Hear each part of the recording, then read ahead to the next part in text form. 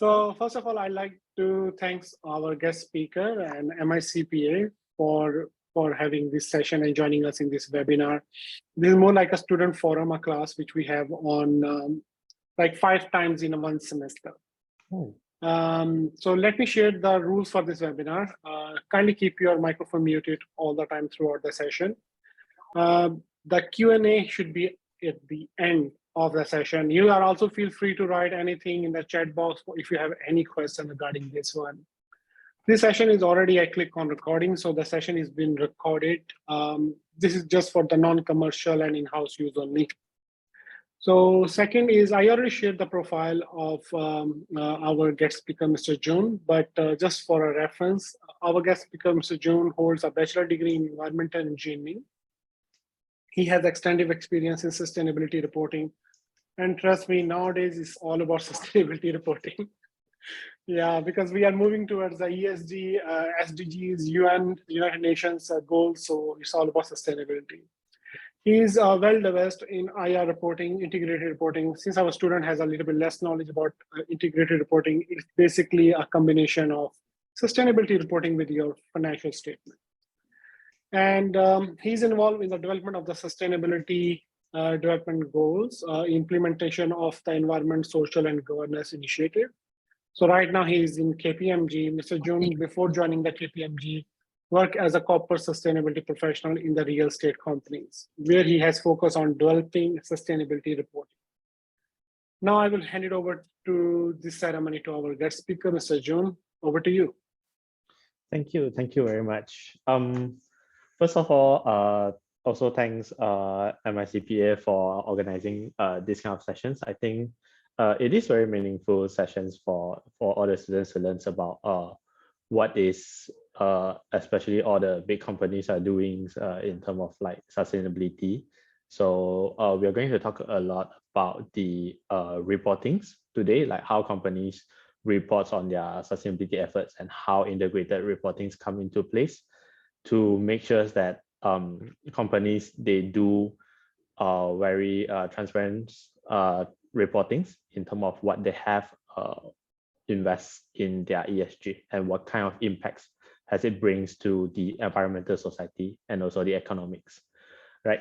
So nice to meet everyone. Good afternoon. I'm Jun Yong from KPMG in Malaysia. So let me share my screen so that we can start it. Okay. Can you see my screen? Yes. Yes, all we right. can see. Okay, so today I'm going to talk a little bit, like into sustainability reporting. I also will touch on what is integrated reporting because in a bigger picture, they are integrated right now, right? So, okay, so the agenda, we will, what we will talk about is we will roughly talk about what is about ESG, sustainability reporting, and for all of you, since you are in the accounting background, so we'll talk a little bit about how accounting and ESG actually comes together and how could accounting professional contribute to this. And just a quick introduction on what we do. So in KPMG, we are in the advisory arm. So in ESG advisory, we do we do provide a lot of services. So in terms of strategy, we do provide like ESG strategies, social advisories, sustainable insurance, sustainable finance. And in terms of operations, we also have a lot of climate and carbon advisory, social advisory, human rights audit, and also we have trainings as well. In terms of reportings, so we do ESG reportings, we do IR, GRI, CDP, TCFD, and also we do provide assurance services to our clients. Okay, so just a brief about our team. So if you ever wonder what kind of person would work in this like ESG advisories, right? So me myself is from environmental background. I'm an engineering holder. So we also have our colleagues from business management, accounting, finance, economics, even we have our colleagues from legal background. So basically, no matter what background you are, if you are interested in ESG and you have the knowledge and you have the passions to learn about it, is there for you to join for ESG. So what is ESG? So we talk a lot about sustainability, ESG. So sustainability is commonly defined as either EES or ESG. Both terminologies are correct. They use interchangeably. However, normally we will use more on ESG. So EES stands for environmental, social, economics, which is the three main pillars of sustainability. But when it comes to corporate sustainability, we often talk about environmental, social, and governance, because this is where the corporates make sure that they have a proper procedure, they have proper SOP in place to govern the sustainability initiatives. So what are the ESG considerations, right? So ESG is a very big topic right now that we talk about. So if let's say when we talk about leadership and governance, so we talk about the business ethics, the risk management, all these are also considered as part of ESG, which is in the governance part. Environmental, we talk about the GHG emissions, anything about environmental, water, wastewater, waste management. So all these are related to environment as well as biological impacts, ecological impacts. Then in terms of socials, we talk about externally would be customers, human rights, the communities. Internally would be labor practice, employee health and safety, diversity that we talk a lot about.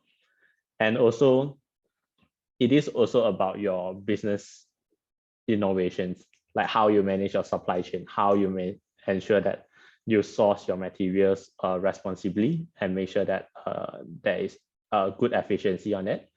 And also we talk about physical impacts of climate change. So these are basically all the topics that you can find or you will see people discuss under the topic of ESG. So environmental risk. So just take a look at it, like what is environmental risk?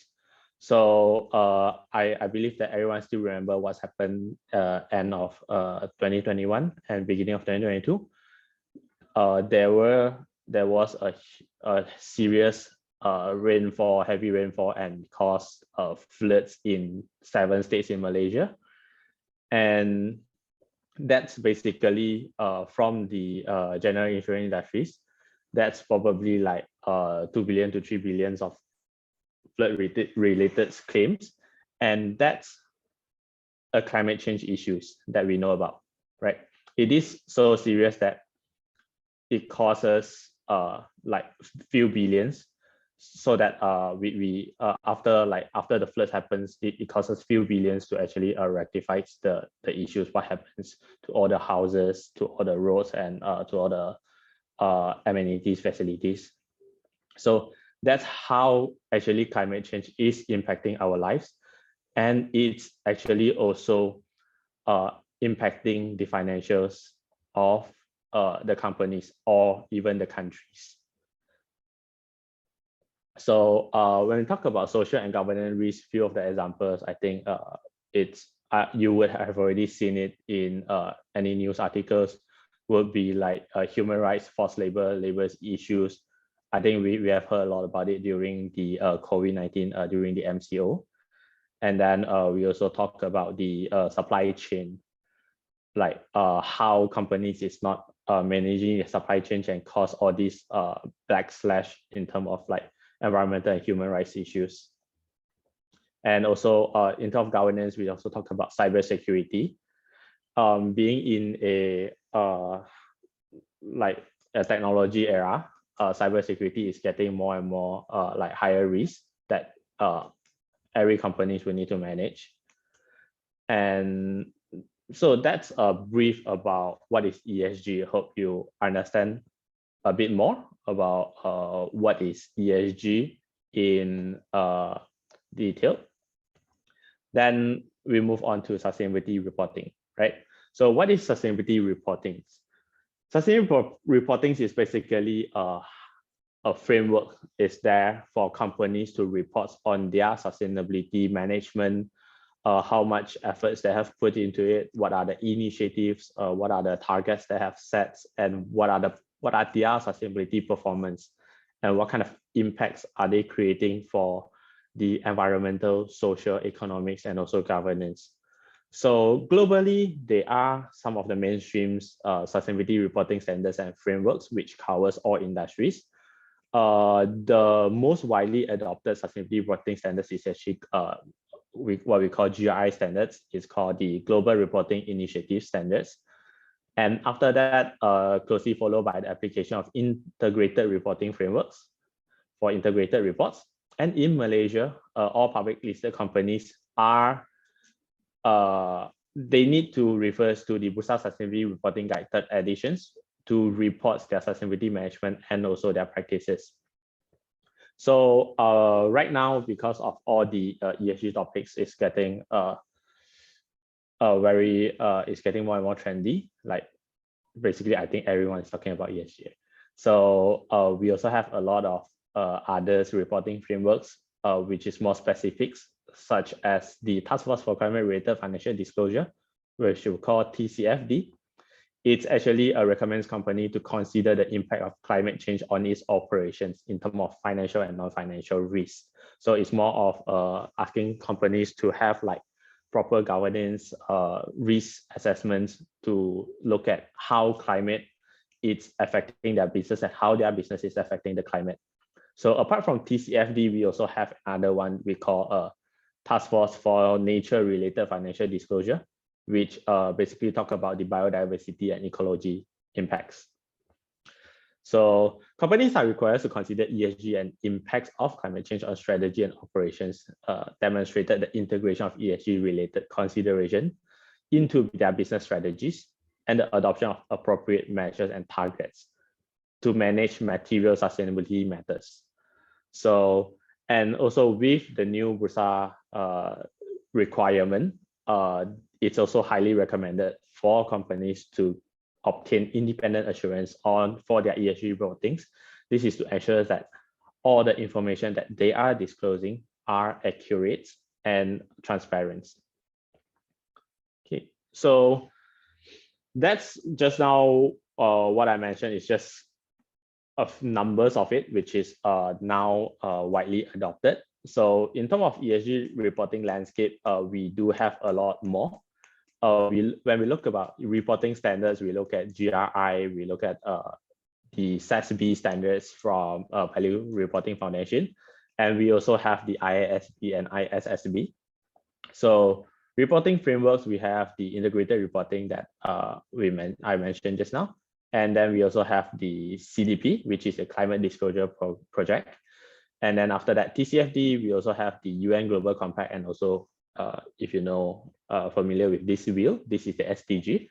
So apart from all this, we also have the ESG ratings, where a lot of companies actually will also make reference to when they are doing their sustainability reportings. So for example, like FTSE Russell's, MSCI is the Morgan Stanley Capital Index. And then Sustainalytics, Dow Jones, all these are currently available in the ESG reporting landscapes. So what are the sustainable development at the global level, right? So a survey has been done in 2022, and the survey's result shows that 96% of G250 companies reports on sustainability or ESG matters. And we will see that GRI, TCFD, and SDGs form the most commonly used anchored for sustainability reportings. And just now, I talked about the TCFD. So TCFD adoption has nearly doubled in 2 years, going from 37% to 61% among the G200 companies. Right. So this is at the global level, which is how big companies like the top 250 companies are doing in terms of sustainability reporting. So how is sustainable development and reporting evolve in Malaysia? So to summarize it, I would say it has evolved from a CSR philanthropy to sustainability, and right now we are basically looking at ESG integration. So in 2021, Bursa Malaysia started this principle of sustainable development, and after that, the first sustainability reporting frameworks launched in 2015, which basically push all the public listed company to disclose on sustainability. And after that, they revised their sustainability reporting guide in 2018. So you will also notice that in 2017, the Security Commission has revised the Malaysian Code of Corporate Governance. And this basically come in place to ask for board's involvement in terms of sustainability in a company. So it further ramped up in 2021. So in MCCG, is updated to promote board leadership and oversight on sustainability matters. And also the BNM, our Bank Negara Malaysia, has published this policy document on climate risk management and scenario analysis. So with the third edition of sustainability reporting guides and toolkits, which later I will go further into it, it also asks companies to disclose on the 11 common sustainability matters. So which means that no matter what companies you are, what size you are, they think that these 11 matters are important for all companies to actually disclose. And they are also pushing companies to disclose on this TCFD. So there's also a discussion paper on climate risk stress testing, set out Bank Negara Malaysia's proposed frameworks. And that's basically Bank Negara is pushing the banks, the financial institutions to conduct climate risk stress testing. So that's how sustainability has evolved in Malaysia for the past 10 years. So the sustainability reporting guides, so just go a little bit into it because this basically form the guide to us when we do sustainability reporting. So just now I talked about the common sustainability matters. So, and then also we talk about the task force on climate related financial disclosure. And Bursa is also asking companies to set performance targets, and they should report on the how are they perform against their set targets. And also they should have starting to move forwards for either internal assurance or independent assurance, which is by third party, to assure their sustainability data. So this is an advance from the Bursa Malaysia to ensure that all companies are putting out in terms of sustainability reporting, putting out the informations and also data correctly, is more comparable, and they are looking at the latest trend, what is the market is looking at, right? So what are the emerging considerations in Malaysia? So if you have followed the news, in December 9, Bursa Malaysia has launched the Malaysia's Pioneer Voluntary Carbon Market, which we call the Bursa Carbon Exchange. So it is for companies to trade voluntary carbon credits from climate-friendly projects and solutions. This is to aim that they can offset their emission footprints to meet the climate goals. So in our Rancangan Malaysia Ke-12, which is the 12 Malaysian plans, Malaysia also sets out for the country to achieve net zero carbon emission as early as 2050. So that's why this BCX comes on board, and they just had their first auction in earlier this month. So this is some of the things that we are looking at, which is the carbon trading and so carbon tax, which would probably change how companies would report in terms of their carbon emission if carbon tax is in place. So those are just an overview on what is sustainability reporting about, and have you wonder how accounting is related to ESG, right? So accountant has important role in leading good corporate governance, and it's also the American Institute of Certified Professional Accountants. They have recognized several ESG trends that affecting the accounting and finance professionals since 2021. So we can see that an increased demand for ESG reporting under accounting-driven frameworks such as SASB. SASB, it's the Sustainability Accounting Standards Board, and also TCFD, which basically encourage company to disclose their financial impacts either from or towards the climate change.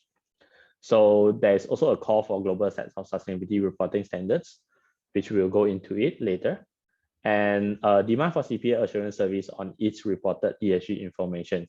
So like in KPMG, we also do like assurance service, and a lot of the colleagues that are doing assurance service, they are basically the auditors. So establish appropriate board oversight over critical ESG matters and develop and document internal controls over data gathering and reporting process. And when it comes to this development of and document internal controls, it basically comes down to the internal audit department in the companies. And it is what we will always advise our client is that before going to external assurance, you should have proper internal controls, and you should have your internal audits departments to audit all the data gathering and reporting process. And accountants could also utilize their expertise and competency to take the lead in fighting corruption, frauds, and etc. And right now, in terms of assurance, we are talking about fighting greenwashing, right?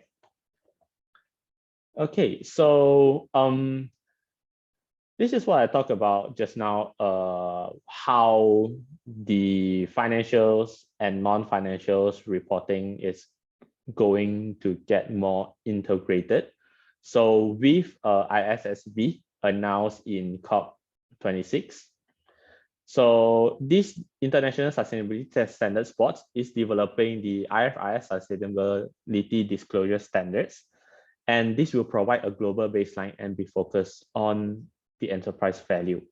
So the intent is that they would want companies to disclose their non-financial information together with the financial information. So moving forwards, you could be seeing the ESG investments, climate change mitigations, all this in the financial statement itself. So currently there are already two proposals being built. So one is a general requirement proposal, which talk about the general sustainability related financial information, and the second one, which is a climate proposal. So this climate proposal is actually built on the recommendation of TCFD, and also it's incorporating the industrial-based disclosure requirement derived from the SASB standards. So you will see, like after going so many slides, you will see that right now, all the standards, all the disclosures guides, they are getting bind together. They are getting integrated together to become one big one, which basically push companies to do one thing, which is to disclose your non-financials in your financials statements. So in this IFRS sustainability disclosure standards, so how it links to things is that, let me put on my pointer. So basically, companies will need to identify what are the significant sustainability-related risk, opportunities, and topics, and then what are the material sustainability-related financial informations. And by identifying all this, it will go into forming their governance strategy, and then how are they going to manage risk. And the last part, which is what are the metrics and targets they are going to set out to measure their implementations. And everything that you see here will go into a sustainability reporting. And this will basically integrate with the sustainability reportings. So that's how gonna be the future of reportings. So we talked about this just now, and now in the next slide, you will see how everything's being linked together, right? So back to the things that we talked about, reporting framework and standards. So if we look at integrated reporting in the middle of everything, integrated reporting basically promotes integrated thinking principles. So it requires companies, it encourages companies to think, how can you integrate your financial information and non-financial information together? So for example, let's say this company, you want to focus on diversity inclusion, and how much budget have you put into it, and what is the outcome of it, and how much of these diversities has in turn generates better revenue for you or better productivity in terms of your workforce. So this is how integrated reporting is encouraging. So if you look at the bottom part, like those that we look at, like the Global Reporting Initiatives, the GRI, the CDP. IPICA is one of the sector standards, which is specific to oil and gas. So all this, they basically wants companies to report on organization impacts on the ESG issues. So is that how your business operations is impacting the communities, the environment. And whereas when we look at TCFD, and right now we also have the TNFD, it talks about how is the impact of ESG issues on an organization. So basically is what you have done to the climate change and how is it impacting you. So let's say climate change is changing the weather patterns, is going to have more severe natural disaster like floods. And companies will need to evaluate the risk that when floods happen, how much does it cost to a company, and how much do the company will need to put in to mitigate the effect of the floods. So that's how all these are tied into the integrated reportings. So in terms of obligations wise, so we have Bursa Malaysia, which is the mandatory requirement for all the public listed company to disclose on sustainability reports. So we have the Bursa Sustainability Reporting Guide, and so we have the Bursa Main Market Listing Requirement. And also from Security Commission, we have the Malaysian Code of Corporate Governance. This is where the governance portions come in. And also we have the social aspirations, which is the UN Global Compact, more towards the human rights issues, and also the UN SDG, the 17 SDG goals and 169 indicators that all the countries are trying to achieve the targets. So this is on this side, and then after that, let's look at how financial reporting is coming into play with the ISSB, which is the IFRS Sustainability Disclosure Standards. So as accounting students, I believe that you have know about these IFRS things very, very well, because that's basically what you have been studying, either IFRS or MFRS.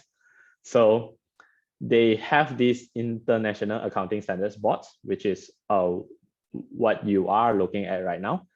And with the International Sustainability Standards Board, the ISSB, the IFRS Sustainability Disclosure Standards has taken in the value reporting, what was back then under the value reporting foundation, which is the integrated reporting and also the sustainability accounting standards board, together with climate disclosure standards boards. Now they form the ISSB, and that's basically going to integrate the non-financial and financial reportings together, and all these are governed under the IFRS advisory councils. Yeah. So I hope that this gives you a good picture on how the financial and non-financial is going to integrate together. Okay, so to make it simple, right? So when a companies, they talk about embedding the ESG consideration into their business operation. So basically we talk about assessing the ESG risks and opportunities from the aspect of environmental, economic, social, and governance into the strategic planning and risk management. And that's after that, it goes into your financial impacts, whether does it impact your income statement, your cash flow, your balance sheet, and all this. So basically, this is how we see them integrate together and how companies can actually embed ESG in their business operations. So how could accounting professional contribute to ESG, right? So ESG is not just for those people who are in the sustainability field, or it's not just for like environmental engineer for me, like I introduced just now. There are a lot of my colleagues is from the finance background as well, even law background. So the fundamental concept of ESG management is that everyone plays an important role in ESG management. So you will probably see all this role in a company, some of it, maybe not all. So let me just point out a few which are from the finance background. So let's say the chief financial officer. So those questions that the CFO would be asking is, how can I embed ESG into my debt financing, and will it lower my cost of funding? And right now from the banks, we also heard a lot about the sustainability linked finances. So basically this is how things are getting tied together. So audit committee chair, what is the best way for us to align and increase our internal and external engagement on ESG? Head of tax, are we making the most new tax incentives related to ESG? And head of internal audit, what type of assurance would improve our line of sight into our organization's ESG practice? So these are basically how everyone plays an important role in ESG management, and how, as you all in this finance accounting backgrounds, also can play a role in the ESG management. So apart from that, accounting professional in our line of work, so in terms of advisory, we also have a lot like internal audits, financial risk management. We also have like people and change advisory, which is more focused on human rights. One thing also about audit. So this audit is not just about the financial audit, it's also about the ESG assurance and also due diligence. So these are the field that you can basically venture in. So in the end, let's have a sneak peek of the work we do in terms of corporate sustainability management. So how do we advise sustainability integration in a companies? So that's basically the 4 key steps. I think you also seen these 4 key steps in my previous slide when I talk about ISSB, right? So it's basically the same.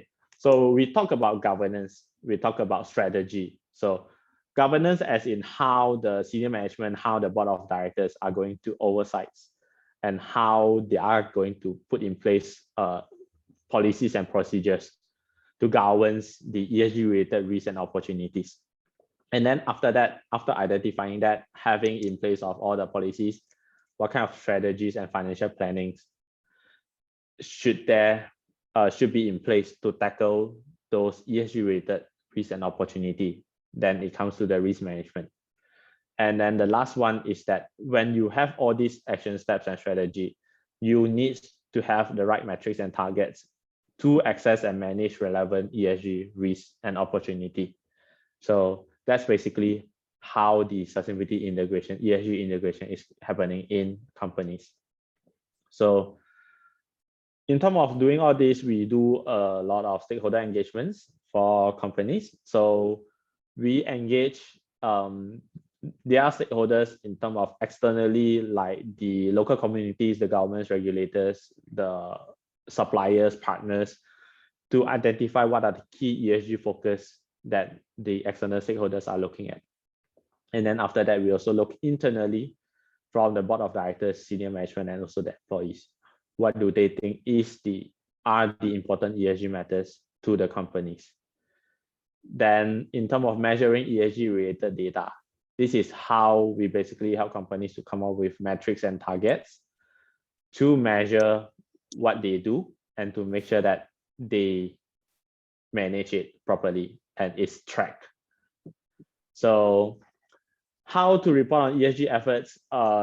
Just now we talked a lot about annual reporting, sustainability reporting, integrated reporting. So apart from reportings, nowadays a lot of companies also starting to do sustainability microsites to make sure that they have like their sustainability data, it's always up to date in their websites.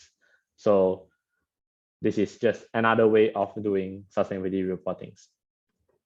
So by that, I think my session has come to an end. I'm not sure how long I have used. So we can open up for Q&A.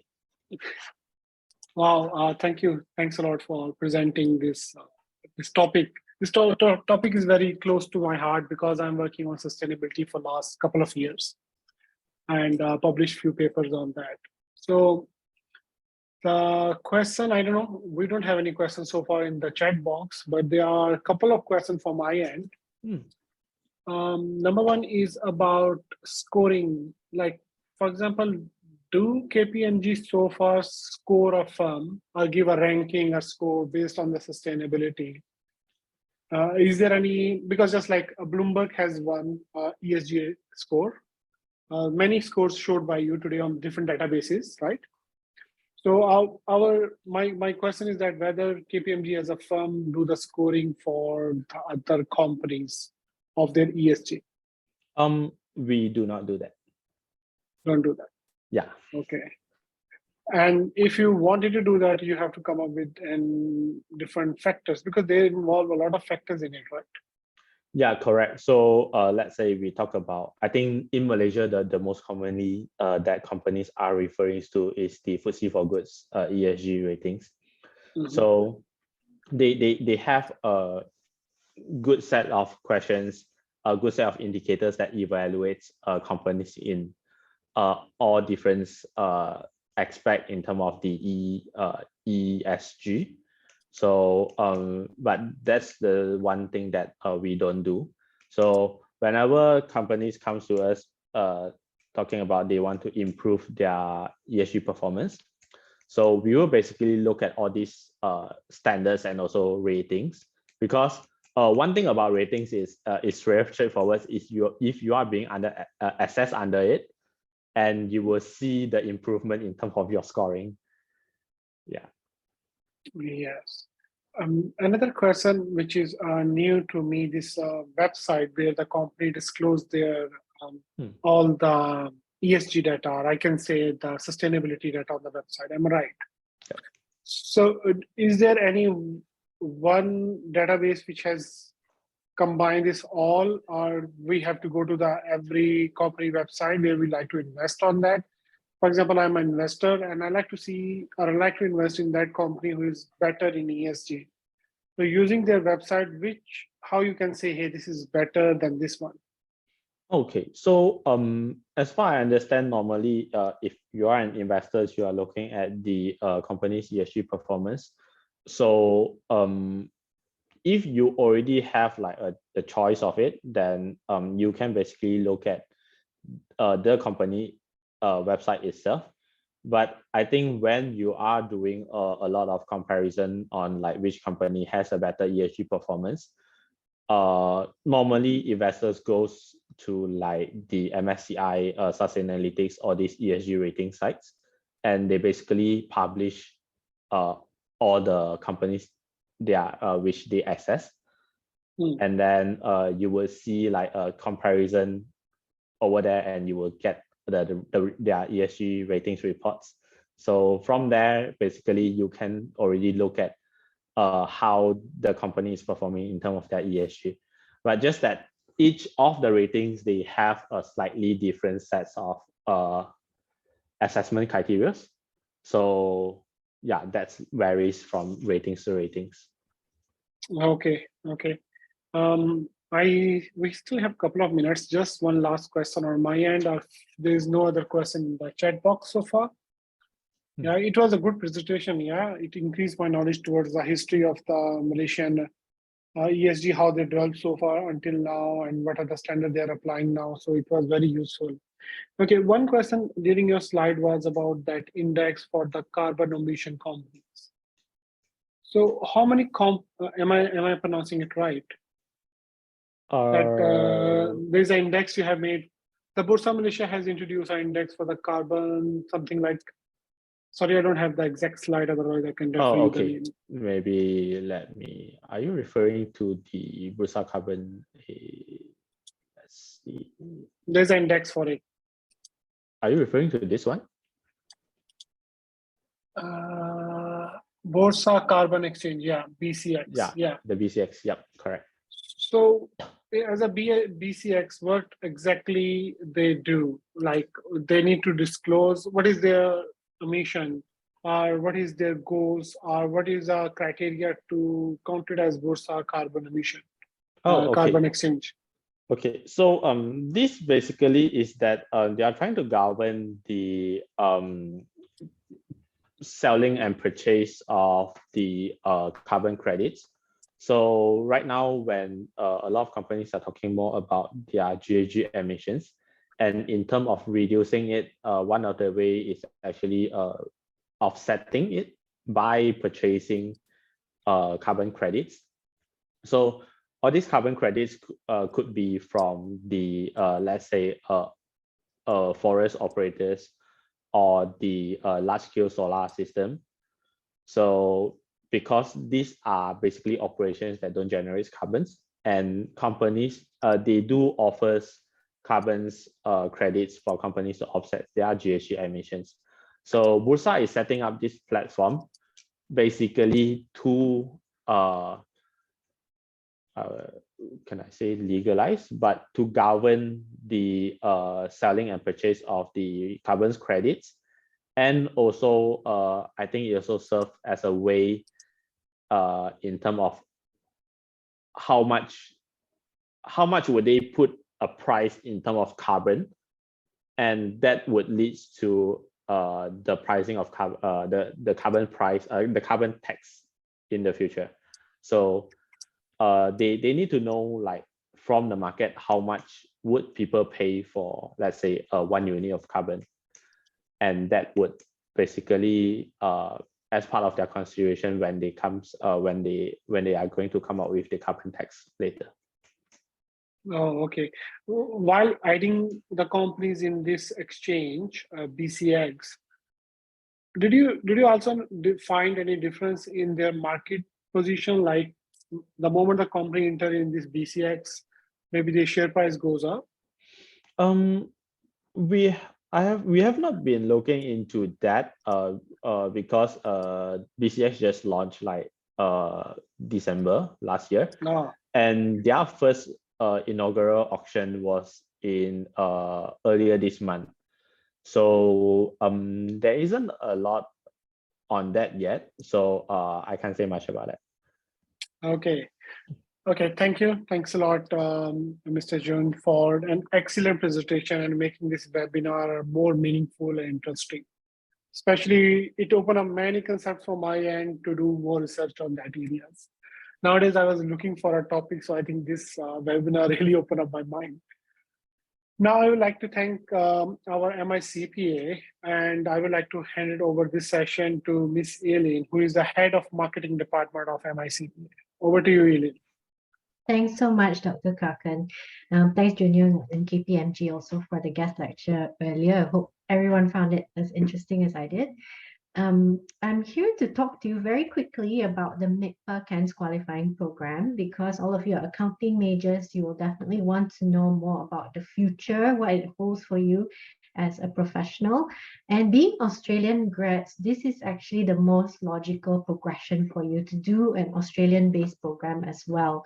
So I will be sharing with you about the MICPA CANS qualifying program, which, as you can hear from the title, is actually offered by two professional bodies, MICPA as well as Chartered Accountants Australia and New Zealand.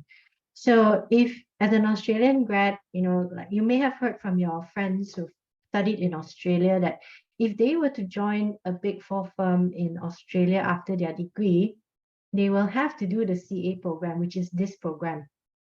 So in other words, when you choose to do a program that is highly in demand, especially in countries like Australia and New Zealand, it's going to open those doors for you down under. So when you do this program, and in the future, if you decide to work in Australia or New Zealand, whether it's permanently or even just for a secondment, having a qualification that they prefer is going to help you get that. Not only will it open doors for you in Australia and New Zealand, but it also gives you access to the Global Accounting Alliance, or GAA. So that's why I'm also going to explain to you how this gives you the GAA passport, which will enable you to gain support around the world.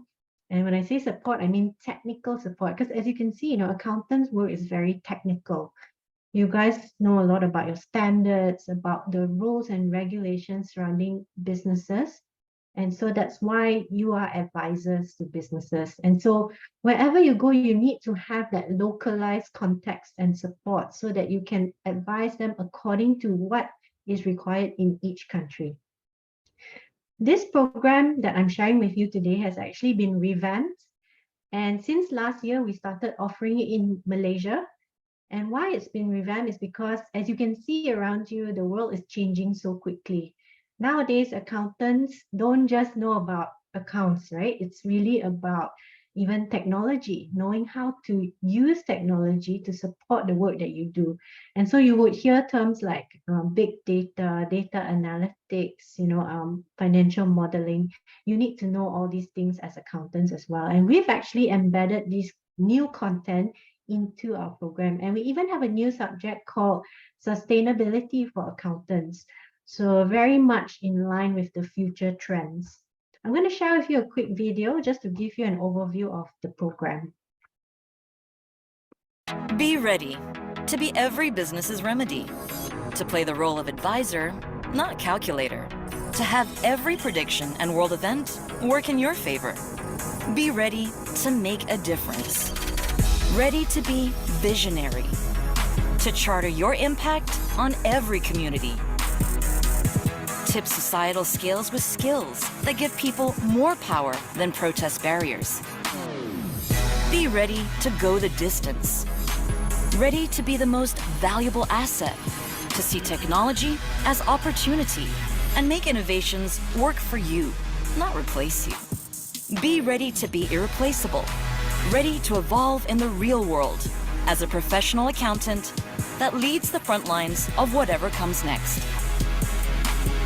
MICPA CANS qualifying program. Be ready for real.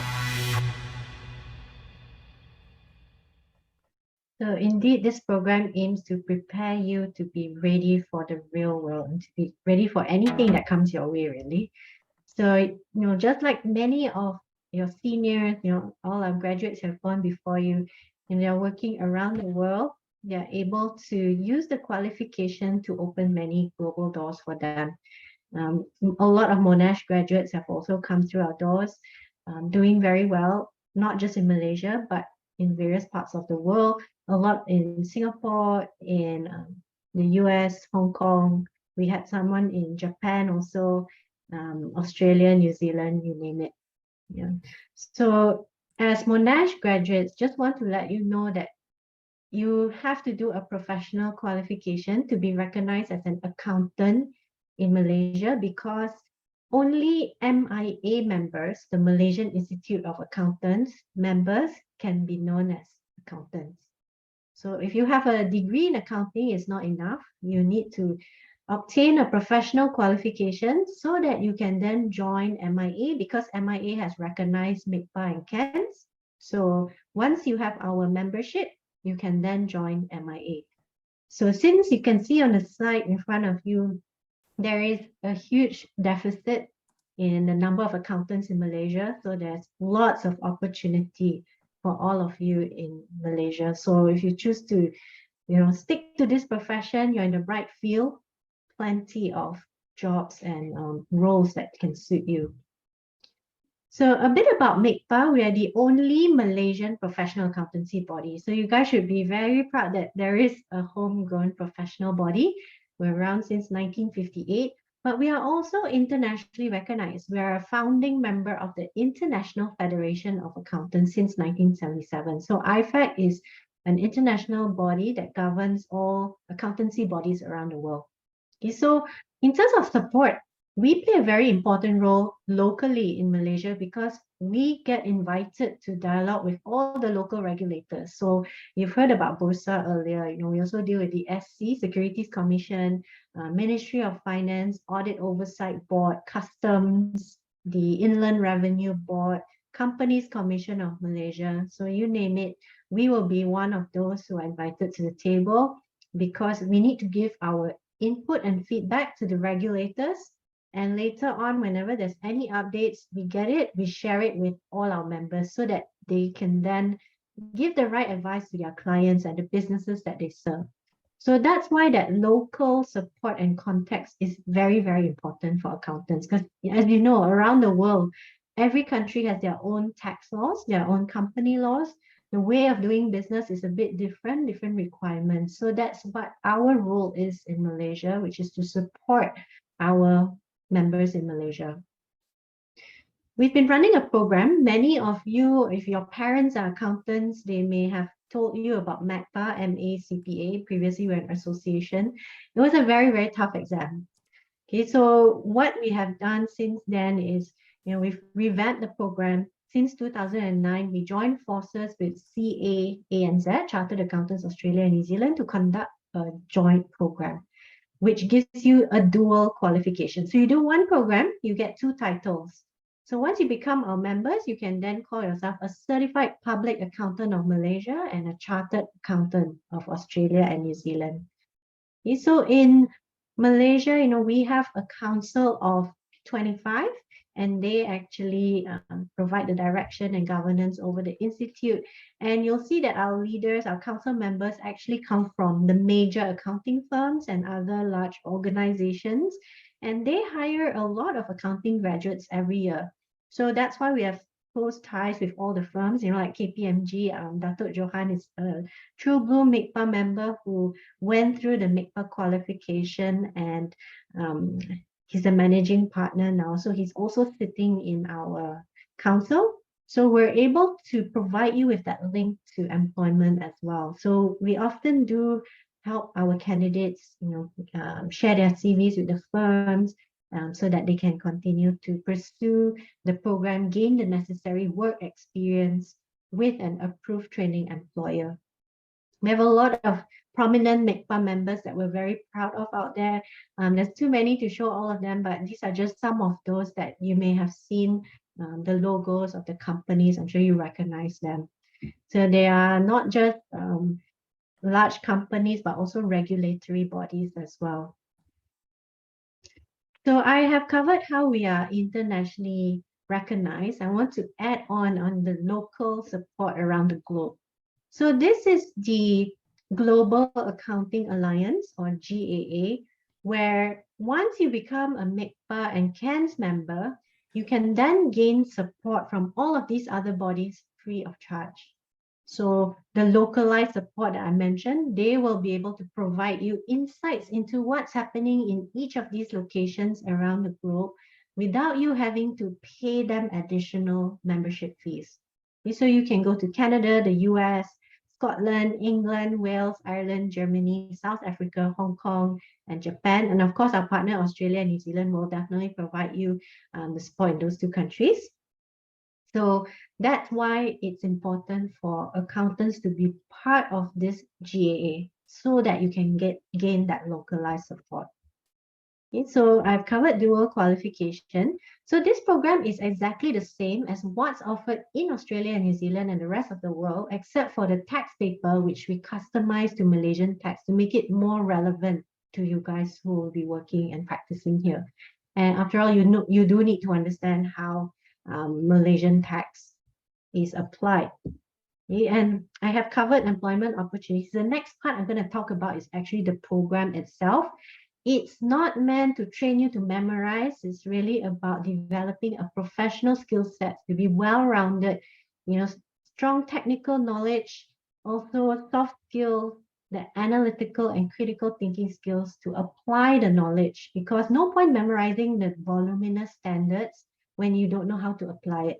So that's why our program is completely open book. You can refer to all the resources you need to, but the crunch comes down to whether you're able to solve problems, whether you're able to provide advice based on the particular scenario that you're faced with.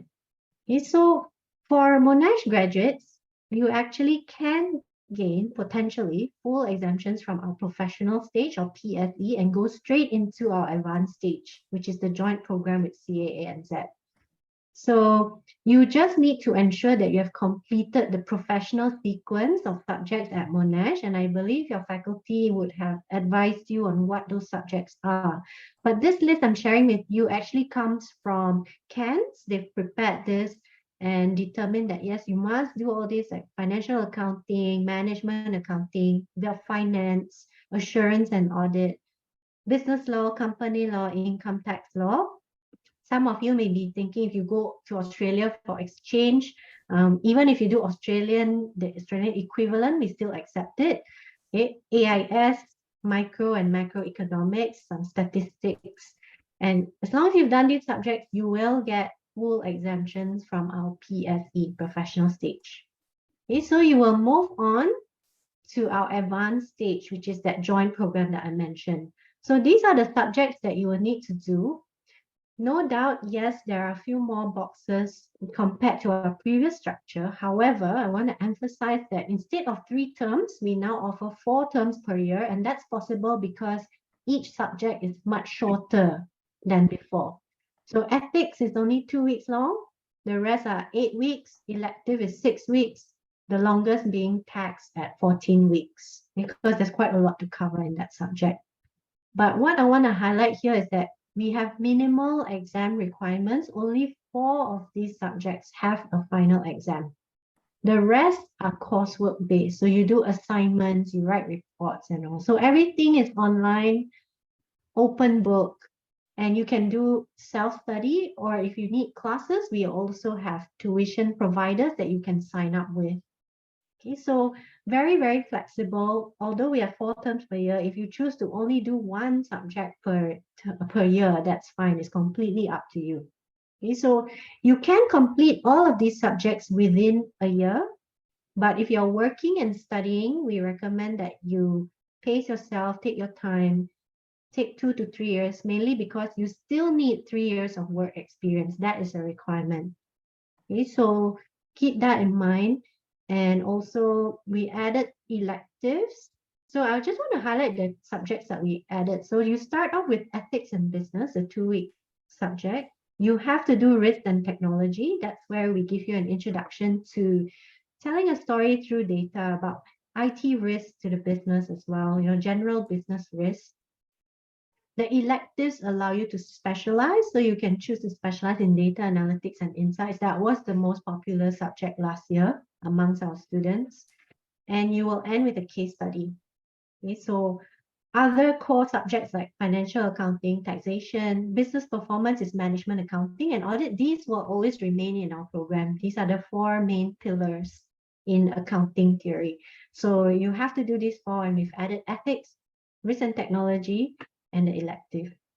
Okay, so I just want to share, actually our average passing rate for the new program is not 73, it's actually now 88%. So 73% overall, including the old structure.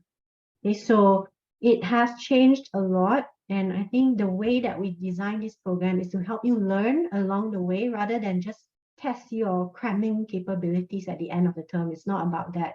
You need to demonstrate your grasp of the knowledge and theory and application of it through reports, through online assessments, through workshops that you participate in.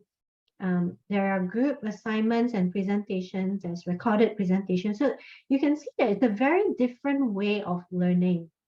So I hope that you see, how this program is really well suited for the next generation of, those who are learning and trying to apply that knowledge. And I just want to share some testimonials. So Alan is actually a graduate of Monash University, Malaysia.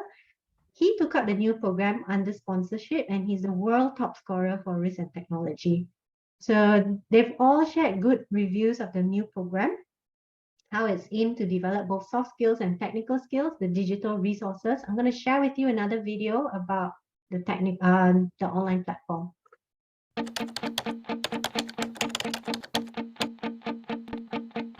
Technology is impacting accounting practices in new and exciting ways. At Chartered Accountants, we know our members want to grow their capabilities and future-proof their careers in parallel with this changing landscape. We want to help them on that journey and set them up on the right path for the future. 3 years ago, we set out on a journey to evolve our program. We listened to our members and candidates, and they told us they wanted flexibility, relevance, and choice in their studies. The new CA program stays ahead of the changing accounting profession and offers greater choice, flexibility, and support for candidates and their employers. The new CA program offers authentic learning experiences via case studies that mirror real-life scenarios. They're designed to encourage critical thinking and help candidates practice and refine their professional judgment.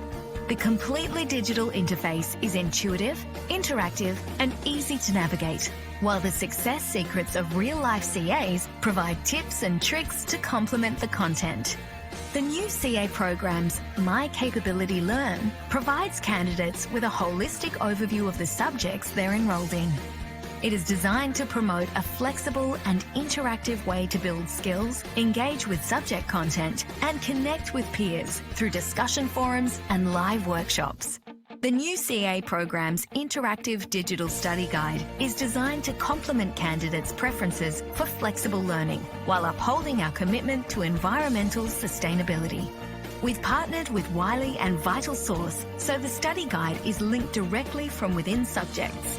Candidates can learn whenever, wherever, and however they want via a range of helpful features and language functionalities such as Read Aloud. The study guide is accessible to candidates in online exams, so they can see both the text and the notes they've made. It can be synced across up to 5 devices, so it can be used on the go. We've designed the new CA program to better connect candidates to their peers and industry and meet them where, when, and how they like to learn. The future is here, so discover the possibilities today.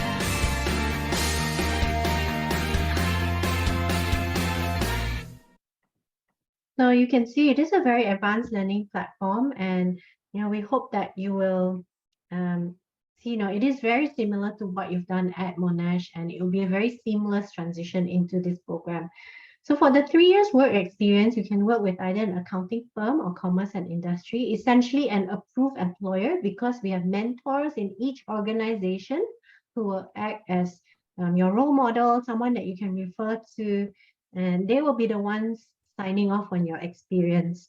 I just want to highlight that the sooner you register with MICPA, the sooner we start recognizing your work experience. So don't work for 5 years and then choose to do MICPA, and then we won't recognize the 5 years prior experience.